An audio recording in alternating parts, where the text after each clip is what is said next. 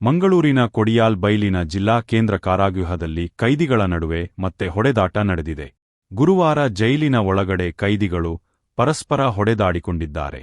ಉಳ್ಳಾಲದ notorious rowdy Mukhtar ಹಾಗೂ ಇತರೆ ಕೈದಿಗಳ ಮಧ್ಯೆ ಗಲಾಟೆಯಾಗಿದೆ. ಮುಕ್ತಾರ್ ಮತ್ತೊಬ್ಬ ಕೈದಿ ಕೇಶವ ಎಂಬಾತನ ಮೇಲೆ ಹಲ್ಲೆ ನಡೆಸಿದ್ದಾರೆ. ಗಂಭೀರವಾಗಿ ಗಾಯಗೊಂಡಿರುವ ಕೇಶವನನ್ನು ವೆನ್ಲಾಕ್ ಆಸ್ಪತ್ರೆಗೆ ಪೊಲೀಸರು ದಾಖಲಿಸಿದ್ದಾರೆ. 2023ರಲ್ಲಿ ನಡೆದಿದ್ದ ಪುತ್ತೂರಿನ ಅಕ್ಷಯ್ ಕಲ್ಲೇಗ ಕೊಲೆ ಪ್ರಕರಣದ ಆರೋಪಿ ಕೇಶವ ಜೈಲುವಾಸ ಅನುಭವಿಸುತ್ತಿದ್ದಾನೆ.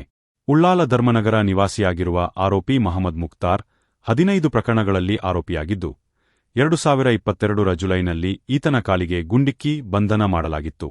ಸದ್ಯ ಜೈಲಿನಲ್ಲಿ ನಡೆದ ಗಲಾಟೆ ಬಗ್ಗೆ ಬರ್ಕೆ ಪೊಲೀಸ್ ಠಾಣೆಯಲ್ಲಿ ಪ್ರಕರಣ ದಾಖಲಾಗಿದೆ. ಜೈಲಿಗೆ ಬರ್ಕೆ ಠಾಣೆ ಪೊಲೀಸರು ಹಾಗೂ ಎಸಿಪಿ ಭೇಟಿ ನೀಡಿ ಪರಿಶೀಲನೆ ನಡೆಸಿದ್ದಾರೆ.